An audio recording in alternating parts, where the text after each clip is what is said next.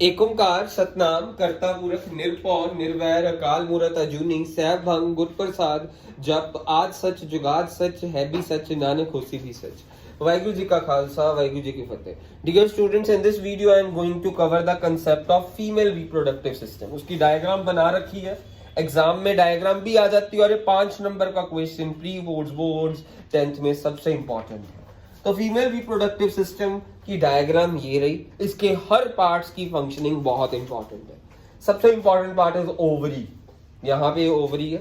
Ovary क्या करती है? बेसिकली सबसे पहला फंक्शन है ओवरी रिलीजेस द एग। इसे फीमेल गैमेट भी कहा जाता है। एग को फीमेल गैमेट कहा जाता है। Ovary releases egg. एग को यहाँ पे ओवरी रिप्रोड्यूस करती है। प्रोड्यूस उस प्रोसेस को कहते हैं ओजेनेसिस। ओवरी के अंदर एग प्रोड्यूस होता है, उसे ओजेनेसिस कहा जाता है। फिर ओवरी से एग इस तरफ भागता है फैलोपियन ट्यूब की तरफ, उसे ओव्यूलेशन कहा जाता है। सो ओजेनेसिस और ओव्यूलेशन का मतलब आपको बताना चाहिए। यहाँ पे एग प्रोड्यूस हो रहा है, उस प्रोडक्शन प्रोसेस को ओजेनेसिस कहा जाता है। फिर उसके बाद प्रोड्यूस होकर वो किस तरफ भागता है? एग इस तरफ, इस ट्यूब की तरफ। तो उस ट्यूब की तरफ भागने वाले प्रोसेस को ओव्यूलेशन कहा जाता है। ये हार्मोन रिलीज करता है एस्ट्रोजन, जिसमें ओ साइलेंट होता है। एस्ट्रोजन बेसिकली गर्ल्स के अंदर प्यूबर्टी का एक कारण होता है। दूसरा हार्मोन कौन सा रिलीज करता है? प्रोजेस्टेरोस्टेरॉन। प्रोजेस्टेरोस्टेरॉन ये ऐसा हार्मोन है जो सिर्फ प्रेगनेंसी के दौरान रिलीज होता है। जो भी प्रेगनेंसी टेस्ट किट्स है वो बेसिकली प्रोजेस्टेरोस्टेरॉन की फंक्शन मींस सारी फंक्शनिंग उसकी प्रोजेस्टेरोस्टेरॉन के ऊपर डिपेंडेंट होती है, क्योंकि ये सिर्फ रिलीज कब होता है? Only during the time of pregnancy. So सारी प्रेगनेंसी टेस्ट किट्स की फंक्शनिंग इसी के ऊपर बेस्ड है। फिर अब होगा क्या? इसके बाद अगला स्टेप क्या होगा? एग आया यहाँ पे।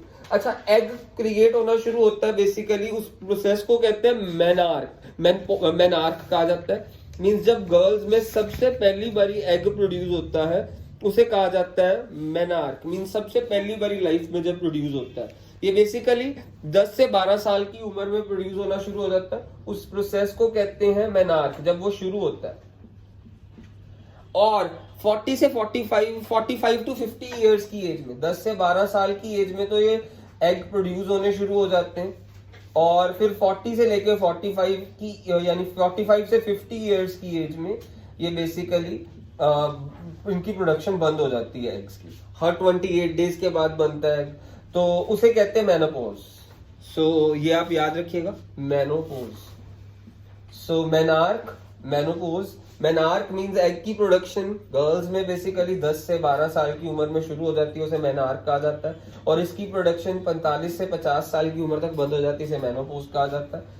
अब एग यहां से इधर जाता है, किस तरफ जाता है? रिलीज होके फैलोपियन ट्यूब की तरफ। और इधर से स्पर्म्स आते हैं और यहाँ पे एग और स्पर्म्स बेसिकली कहाँ पे मीट करते हैं? फैलोपियन ट्यूब, जिसका नाम है ओविडक्ट। और इस मीटिंग को स्पर्म और एग मीट करते हैं। स्पर्म और एग को मीट करने को फर्टिलाइजेशन कहा जाता है। और जब स्पर्म्स और एग मीट करते हैं तो जायगोट बन जाता है।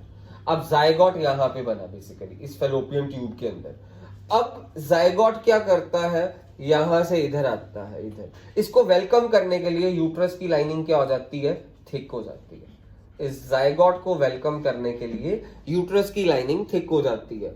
और जायगोट का वेलकम ऐसे होता है कि यहाँ पे कुशन का काम कर देता है जायगोट का, और जायगोट यहाँ पे इम्प्लांट हो जाता है। ये यूट्रस वो जगह है जहां पे एग इम्प्लांट हो जाता है। ये यूट्रस है। ये जायगोट को वेलकम करने के लिए यूट्रस की लाइनिंग देखो थिक हो गई, ये थिक हो गई यूट्रस की लाइनिंग। तो इसके लिए कुशन का काम करा। अब जायगोट यानी यहाँ पे स्टिक हो गया इस वॉल पे भी स्टिक हो जाता है। तो बेसिकली जब ट्विंस पैदा होते हैं तो एक यहाँ पे स्टिक हो जाता है, एक यहाँ पे स्टिक हो जाता है। बेसिकली जो उनका जायगोट है बेसिकली यहाँ पे आके यहाँ पे या यहाँ पे स्टिक हो जाता है, एग इम्प्लांट हो जाता है यूट्रस की लाइनिंग के ऊपर। तो यूट्रस की लाइनिंग थिक हो जाती है जायगोट को वेलकम करने के लिए। हम ये भी कह सकते हैं एग भी आएगा तो भी यूट्रस की लाइनिंग थिक हो जाती है। तो अब अगर तो जायगोट होगा, अगर ये जायगोट होगा मींस इसको स्पर्म्स मिले होंगे, यहाँ पे अगर इसको स्पर्म मिले होंगे तो ये यूट्रस की लाइनिंग 9 महीनों के लिए थिक रहेगी। अगर इस यहाँ पे यानी एग को स्पर्म्स नहीं मिले मींस वो जायगोट नहीं बना, मींस एग यहाँ पे आएगा तो सही, बट वो यहाँ पे इम्प्लांट नहीं होगा, क्योंकि यहाँ पे इम्प्लांट सिर्फ जायगोट ही हो सकता है। तो ये यानी लाइनिंग भी ब्रेक कर जाएगी और ये एग भी ब्रेक कर जाएगा और वो बाहर निकल जाएगा in the form of bleeding. इसे मेंस्ट्रुअल साइकिल कहते हैं and it last for 28 days. So याद रखिएगा होगा क्या, अगर अगर अगर अगर तो यहाँ पे एग को स्पर्म्स मिल गए, अगर तो यहाँ पे एग्स को स्पर्म्स मिल गया, जायगोट बन गया, जायगोट को वेलकम करने के लिए यूट्रस की लाइनिंग थिक हो गई है और यूट्रस की लाइनिंग जो उनसे थिक हो जाएगी, अगर जायगोट होगा तो यूट्रस की लाइनिंग पूरे 9 महीनों के लिए यहाँ पे थिक रहेगी, ठीक है जी। और अगर ये जायगोट यहाँ पे नहीं बना, मींस यहाँ पे स्पर्म्स नहीं आए, तो यहाँ पे एग आएगा, एग भी टूट जाएगा और यूट्रस की लाइनिंग भी टूट जाएगी, फिर वो बाहर निकल जाएगा। ये हर मंथ ये प्रोसेस चलता जाता है, हर मंथ थिक होती रहती है और हर मंथ ये वाली लाइनिंग ब्रेक करती रहती है and it is shredded off in the form of bleeding. So ये हमारा मेंस्ट्रुअल साइकिल था।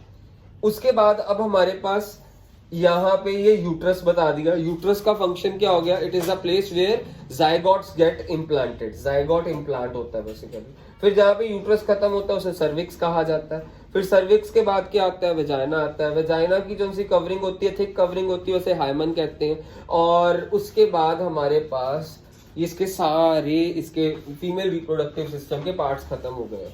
अब मैं बता देता हूँ कि अगर इसकी यानी फेलोपियन ट्यूब को कट कर दे तो उससे क्या कहते हैं, ट्यूबेक्टोमी। बेसिकली ट्यूबेक्टोमी क्या होता है, बेसिकली कॉन्ट्रासेप्शन को रोकने के लिए बेसिकली होता है ये प्रोसेस कि यानी अब किसी को सपोज बेबीज नहीं चाहिए तो वो क्या कर सकते हैं, सर्जिकल मेथड से यहाँ पे कट लगवा सकते हैं, तो ये कट हो जाएगा ट्यूबेक्टोमी। इसको प्रोसेस को ट्यूबेक्टोमी कहा जाता है कि फेलोपियन ट्यूब, दोनों फेलोपियन ट्यूब्स के ऊपर कट लगा देना, उस प्रोसेस को कहा जाता है ट्यूबेक्टोमी।